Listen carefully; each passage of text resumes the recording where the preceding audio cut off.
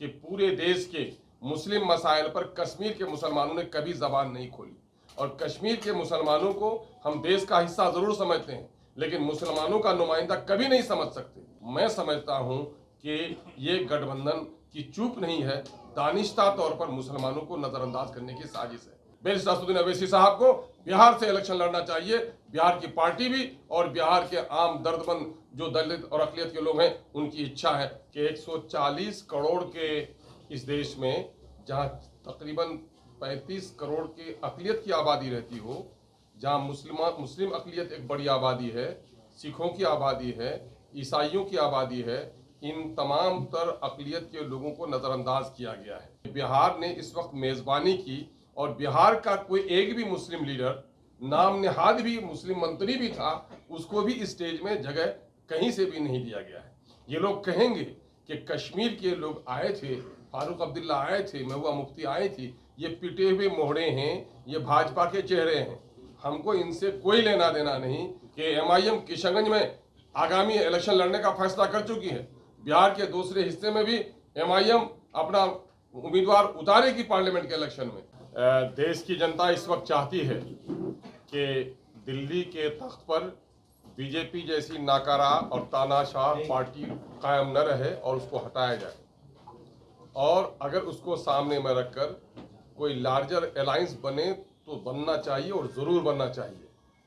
कल बिहार ने मेज़बानी की है विपक्षी दलों को एकजुट करने की, और एक अच्छा काम है, लेकिन मैं समझता हूँ ये आधा अधूरा अमल है। इसमें कई लोगों को नज़रअंदाज किया गया है। इसमें बेशतर वो लोग थे जो लोग कहीं न कहीं से बीजेपी से उनका रिश्ता रहा है। लेकिन सबसे बड़ा सवाल ये है कि 140 करोड़ के इस देश में, जहां तकरीबन 35 करोड़ की अकलियत की आबादी रहती हो, जहां मुस्लिम अकलियत एक बड़ी आबादी है, सिखों की आबादी है, ईसाइयों की आबादी है, इन तमाम तर अकलियत के लोगों को नज़रअंदाज किया गया है।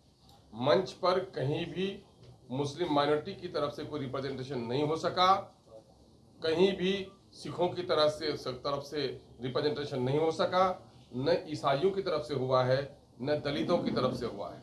दलितों की सबसे बड़ी नेत्री अगर इस वक्त देश में है तो बहन मायावती है, उनको भी नहीं बुलाया गया है। आप देखेंगे कि पूरे देश में मुसलमानों के मसाइल पर बात करने वाली अगर कोई पार्टी है तो AIMIM है, ये AIUDF है और मुस्लिम लीग है। आप देखेंगे कि मुस्लिम लीग को भी, आसाम की ये AIUDF को भी और ये AIMIM को भी इन लोगों ने कहीं से चारा डालने की कोशिश नहीं की है। इससे ये संकेत जाता है कि केंद्र में बैठी हुई सरकार जो अक़लियत मुखालिफ है, ये सरकार भी, ये गठबंधन भी अक़लियतों को नज़रअंदाज कर रही है। हैरत तो इस बात पर हुई है कि बिहार ने इस वक्त मेज़बानी की और बिहार का कोई एक भी मुस्लिम लीडर, नाम नेहाद भी मुस्लिम मंत्री भी था, उसको भी इस स्टेज में जगह कहीं से भी नहीं दिया गया है। ये लोग कहेंगे कि कश्मीर के लोग आए थे, फारूक अब्दुल्ला आए थे, महबूबा मुफ्ती आई थी, ये पिटे हुए मोहड़े हैं, ये भाजपा के चेहरे हैं। हमको इनसे कोई लेना देना नहीं, और यह बात पूरे तौर पर साबित शुदा है कि पूरे देश के मुस्लिम मसाइल पर कश्मीर के मुसलमानों ने कभी जबान नहीं खोली। और कश्मीर के मुसलमानों को हम देश का हिस्सा जरूर समझते हैं, लेकिन मुसलमानों का नुमाइंदा कभी नहीं समझ सकते। भले ही देश के लोगों को कश्मीर के लोगों से मोहब्बत रही है, लेकिन कश्मीर के मुस्लिम लीडरों ने कभी देश के मुद्दों पर जबान नहीं खोली है। और देश के इस बड़े हिस्से में, यूपी में, बिहार में, आसाम में, वेस्ट बंगाल में, महाराष्ट्र में, जहाँ मुसलमानों की अच्छी खासी नुमाइंदगी है, किसी भी मुस्लिम लीडर को न बुलाया जाना, किसी भी मुस्लिम पार्टी को जगह न देना, मैं समझता हूँ कि ये गठबंधन की चूक नहीं है, दानिश्ता तौर पर मुसलमानों को नज़रअंदाज करने की साजिश है। मुझे तो हैरत तब होती कि सिर्फ नीतीश कुमार ही इसमें अगुवाई करते तो कोई बात नहीं थी। नीतीश जी का रिश्ता बीजेपी से मधुर रहा है, उनका रिश्ता बीजेपी से आज भी है, मोदी से उनको बैर है। लेकिन लालू जी थे, लालू जी ने तो हमेशा माई की सियासत की। लालू जी के रहते हुए माइनॉरिटी के लोगों को इस तरह नज़रअंदाज किया गया, ये भी हमारे लिए हैरत की बात थी। हम चाहते हैं कि बीजेपी को हटाने के लिए एक लार्जर अलायंस बने, लेकिन एक ऐसा अलायंस जिसमें माइनॉरिटीज़ को, दलितों को नज़रअंदाज कर दिया जाए, मैं समझता हूं कि देश की जनता को स्वीकार नहीं होगा। फिर इससे तो यही जाहिर होता है कि स्वार्थियों की जमात हो सकती है, देश के आम जनों के हित में लड़ने वाला कोई समूह नहीं हो सकता है। इस बात पर मुझे हैरत भी है, ताज्जुब भी है और MIM इजहार अफसोस भी करता है। यही वजह है कि हम लोगों ने बड़े दर्दमंदी के साथ कहा है कि मुमकिन है ये गठबंधन बने। शायद अगर इस तरह लोगों को नजरअंदाज किया तो फिर दूसरा गठबंधन बनाना मजबूरी भी होगी। और आज यही वजह है कि पूरे बिहार से अकलियतों और दलितों की आवाज उठ रही है कि MIM किशनगंज में आगामी इलेक्शन लड़ने का फैसला कर चुकी है। बिहार के दूसरे हिस्से में भी MIM अपना उम्मीदवार उतारेगी पार्लियामेंट के इलेक्शन में। लेकिन यहाँ की अकलियतों और दलितों का एक बड़ा समूह का दबाव है कि अवैसी साहब ने तेलंगाना में बहुत कुछ किया है। अवैसी साहब कम अज कम बिहार में जहां उनको अच्छा लगे, चाहे वो अगर सीमांचल में लड़ना चाहे, मिथिलांचल में लड़ना चाहे तो आकर के, या फिर चंपारण के इलाके में लड़े, मगध के इलाके में लड़े, जनाब बैरिस्टर असदुद्दीन अवैसी साहब को बिहार से इलेक्शन लड़ना चाहिए।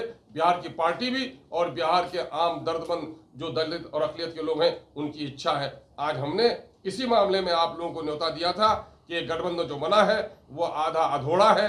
इसमें मुसलमानों को, दलितों को, सिखों को, ईसाइयों को नजरअंदाज किया गया है। मुस्लिम रिप्रेजेंटेशन कहीं से भी इसमें नहीं दिखा है। इसी दुख के इजहार के लिए हमने बुलाया। नीतीश कुमार आप लोगों को शुरू से कहते रहे हैं कि भारतीय जनता पार्टी की भाषा बोलते हैं, उनकी मदद करते हैं। मायावती पे भी यही इल्जाम लगता है, इसलिए आपको नहीं बुलाया गया कि हो सकता है आप मुखबिरी करते हैं, जिस तरह जीतन राम मांझी पर उन्होंने इल्जाम लगा के बात किया। मैं कह रहा हूँ ये कोई साजिशी गढ़ो है जो मुखबिरी। लोकतंत्र में जो कुछ भी होता है खुल्लम खुल्ला होता है। ये इनका इसके माने इनका कोई खुफिया एजेंडा भी, हिडन एजेंडा भी है जिसकी मुखबिरी लोग करते होंगे। ये हिडन एजेंडा क्या है इनका? हिडन एजेंडा तो यही होगा नीतीश कुमार जी का कि किसी तरह से बीजेपी में फिर राह निकाल ले। वो इनका हिडन एजेंडा तो वही रहा है।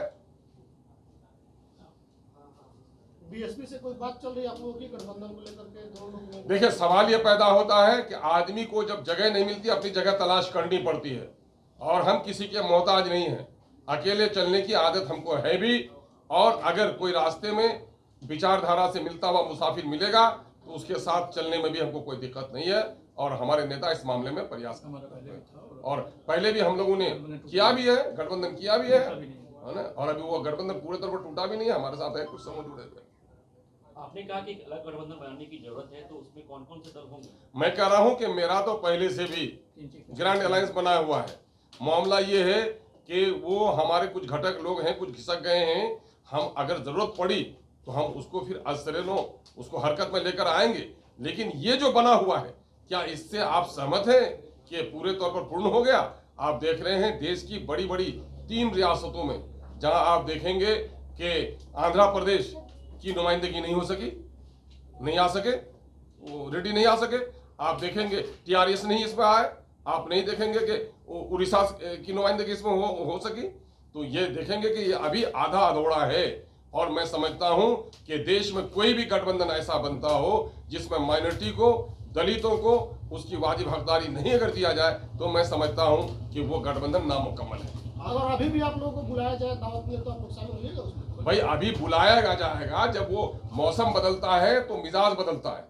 हम ऐसे लालची करो नहीं है कि उनके लिए मुंह उठाए हुए हैं। हमें देश के जनता की हित है कि एक लार्जर अलायंस होना चाहिए, मतलब परस्तों का, मुफाद परस्तों का, निज स्वार्थियों का नहीं। देश की जनता के लिए बलिदान देने वालों का एक समूह जमा होना चाहिए। अगर विचारधारा मिलेगा, बात बैठकर होगी तो बात आगे बढ़ सकती है। आप मुस्लिम मुक्त गठबंधन? यकीनन मेरी साहब, मेरा इल्जाम ही नहीं सबूत भी है कि बिहार ने मेजबानी की। बिहार का भी एक मुस्लिम चेहरा कहीं नजर नहीं आया। और पूरे देश के अंदर में मुस्लिम लीडरशिप जिन पार्टियों से वाबस्ता है, चाहे मुस्लिम लीग हो, ऑल इंडिया मजलिस इत्तेहादुल मुस्लिमीन हो, या AUIUDF हो, किसी की भी नुमाइंदगी इसमें नहीं हुई है। तो इसके माने ये है कि मुस्लिम मुक्त है, या मुस्लिम विरोधी जो कह लीजिए आप इसे कह सकते हैं। क्रिश्चियन का भी कोई नुमाइंदगी इसमें नहीं हो सकी है। दलितों का एक बड़ा समूह है इसमें, उससे महरूम रह गया है। यादव को अपना नेता मानते हैं तो थे जी, बिहार के मुस्लिम दलित तो लालू यादव को नेता मानते हैं तो थे इसमें। कि कब ये सर्टिफिकेट किसी ने दिया? किसने सर्टिफिकेट दे दिया? आपके कहने से ये सर्टिफिकेट मिल जाएगा उनको हर एक। इसके माने ये है कि 75 सालों के दरमियान में भी दलितों के दरमियान में अपनी लीडरशिप और अपने मुद्दों पर बात करने की सलाहियत पैदा नहीं हुई। ये तो हैरत की बात है। क्या दलित समाज आज भी इतना दबा हुआ है कि उसके दर्द की आवाज भी दूसरा बयान करेगा? आपने ही अभी कहा कि लालू यादव MY की राजनीति बोल रहे हैं। नहीं करते रहे हैं वो। करते रहे हैं। और उसने अपने कार्यकाल में जब एमआई की वकालत करते रहे थे तो मुस्लिम चेहरों को भी सामने उसने रखा, लेकिन न जाने आज लालू जी पर कहीं तेजस्वी जी का जो मिजाज है वो कहीं हावी हो गया हो, ये आश्चर्य की बात है। मैंने तो अपने सियासी गुरु के बारे में कहा, यह आश्चर्य की बात है, पहला मौका है कि लालू जी की उपस्थिति में माइनॉरिटी को इस तरह नजरअंदाज कर दिया गया, ये खेदजनक है।